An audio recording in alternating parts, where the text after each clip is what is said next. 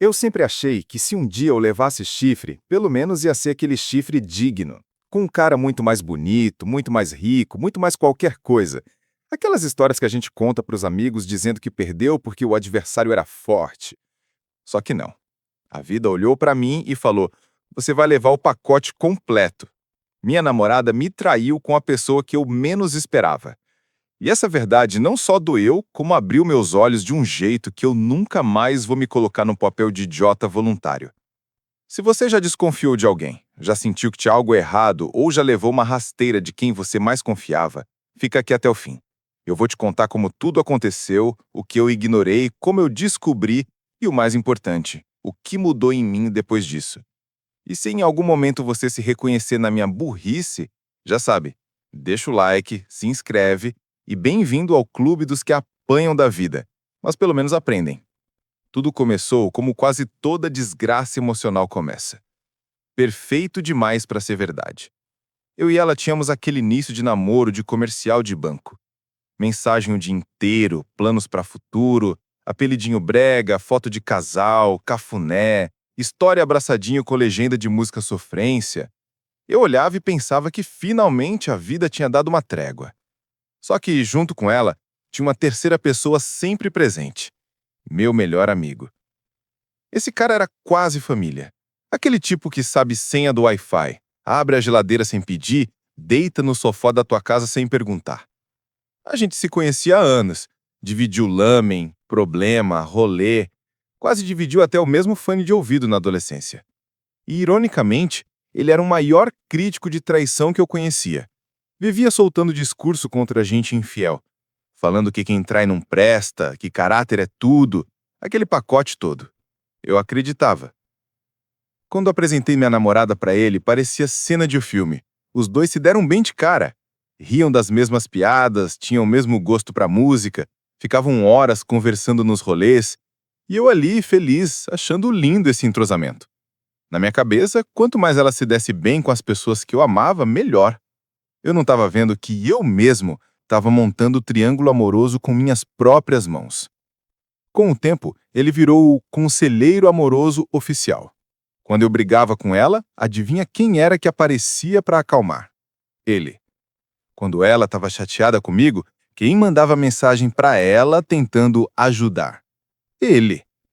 Quando eu desabafava com ele, contava as minhas inseguranças, minhas dúvidas, meus medos, ele sempre tinha um discurso pronto defendendo ela, pedindo para eu ter paciência e dizendo que mulher é assim mesmo, que eu tinha que ser mais compreensivo.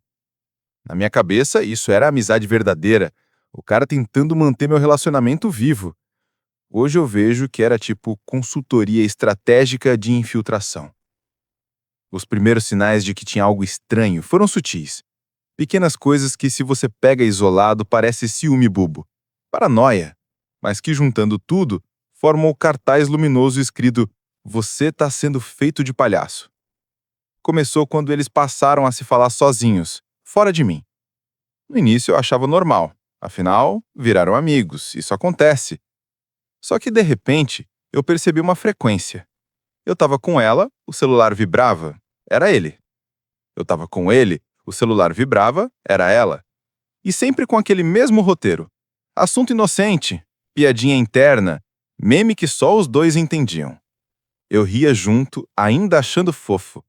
A real é que eu fui dando permissão, rindo, incentivando, porque confiava demais nos dois. Teve um dia em que a gente brigou feio, por uma besteira. Eu desabafei com meu amigo, falei que estava cansado, que não sabia se era isso mesmo que eu queria para minha vida, que talvez fosse melhor terminar. Em vez de ouvir e me acolher, ele entrou no modo advogado de defesa dela.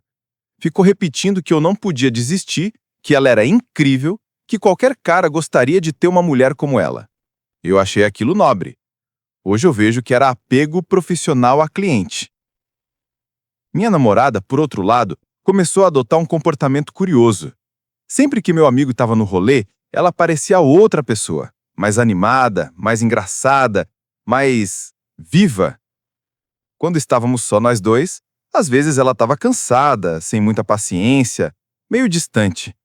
Eu até cheguei a pensar que o problema era comigo, que eu não sabia mais gerar esse brilho nos olhos que eu via quando ela conversava com ele.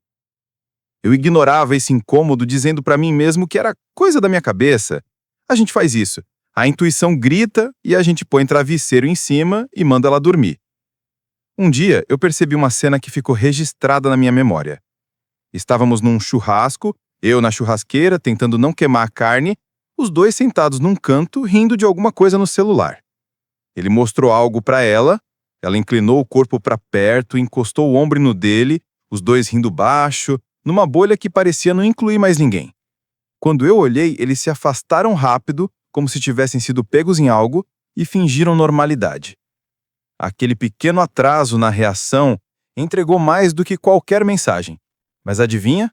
Eu perdoei na hora, na minha mente. Me convenci de que eu estava vendo coisa, que era trauma, insegurança, medo de perder.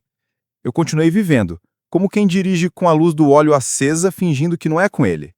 As coisas começaram a desandar de verdade quando ela mudou de comportamento comigo, de forma mais clara.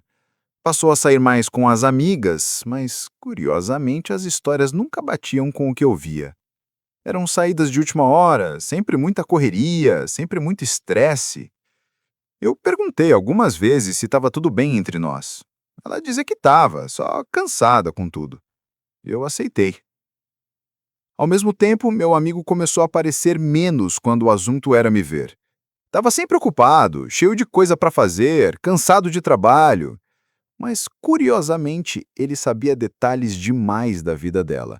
Às vezes comentava algo sobre o dia a dia dela que eu mesmo não sabia. Eu perguntava como ele sabia, e ele respondia que ela tinha comentado por alto, que era papo rápido.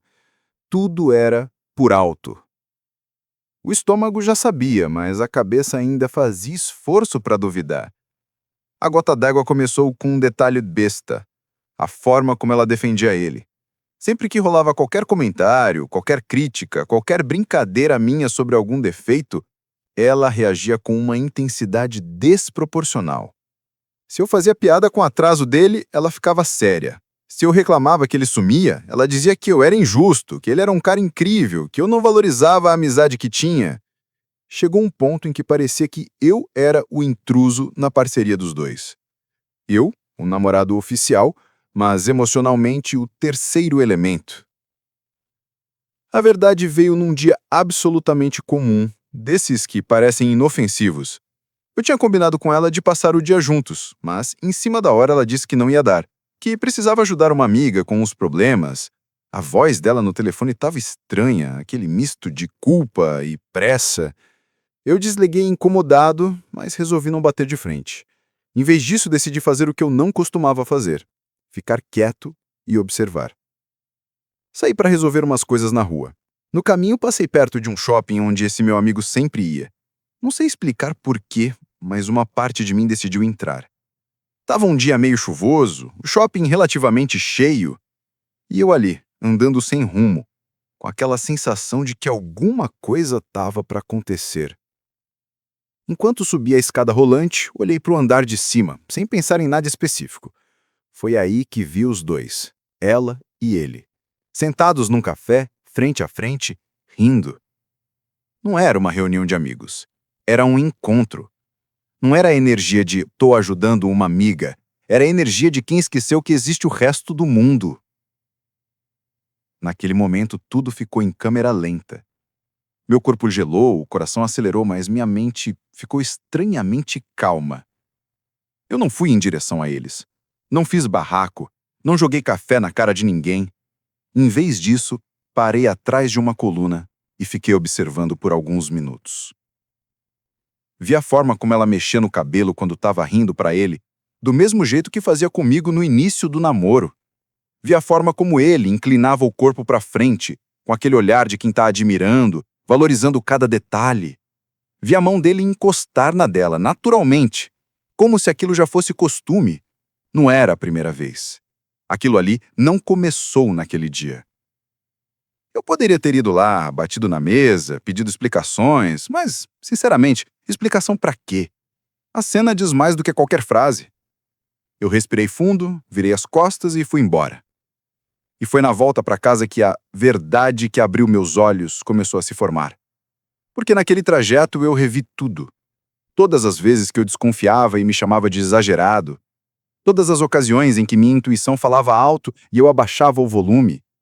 Todas as conversas em que eu me diminuía, em que eu aceitava a migalha de atenção, em que eu colocava os dois num pedestal, como se fossem pessoas moralmente superiores.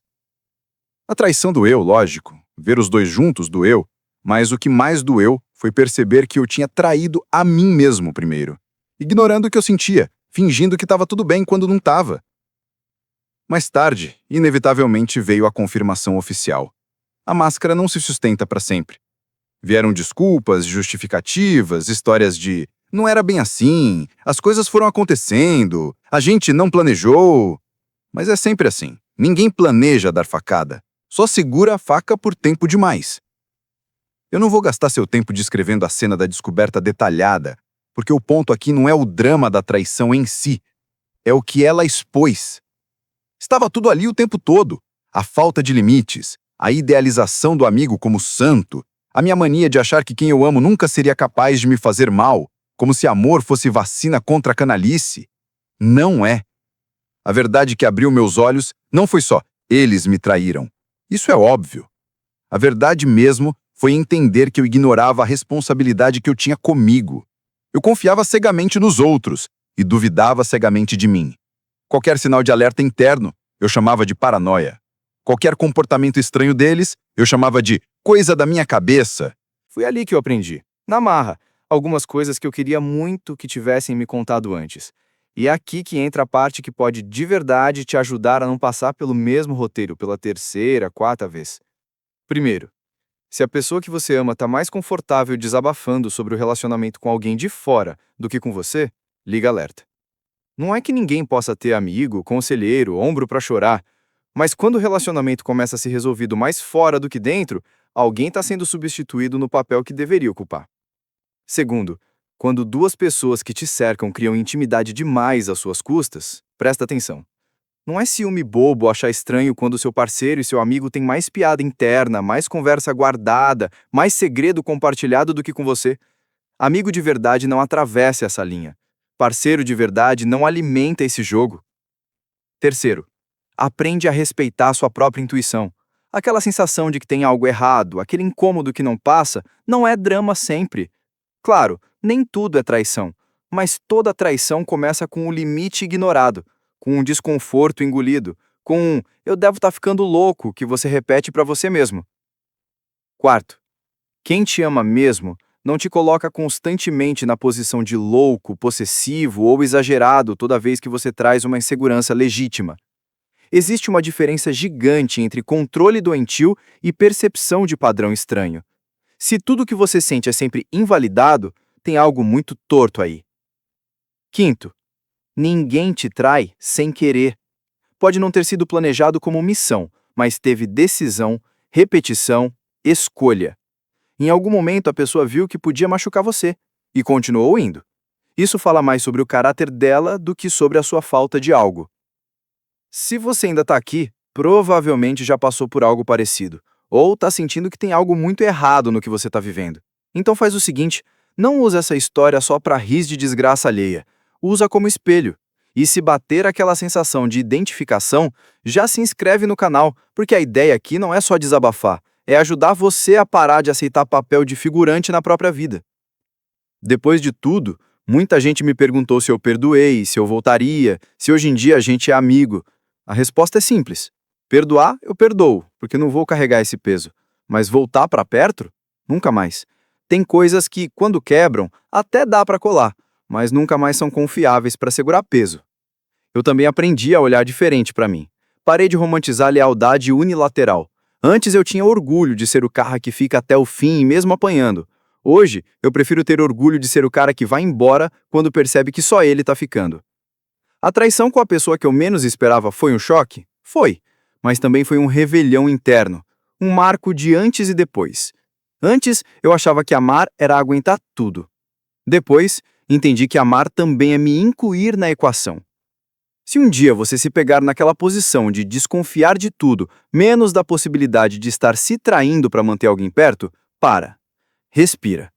Se pergunta, se eu tivesse um amigo vivendo isso, que conselho eu daria para ele?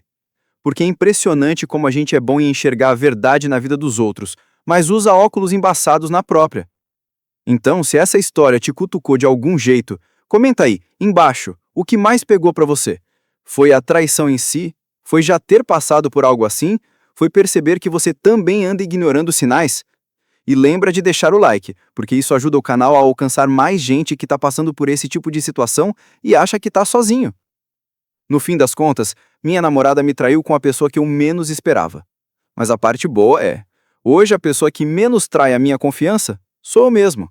E é esse upgrade de vida que eu desejo pra você também.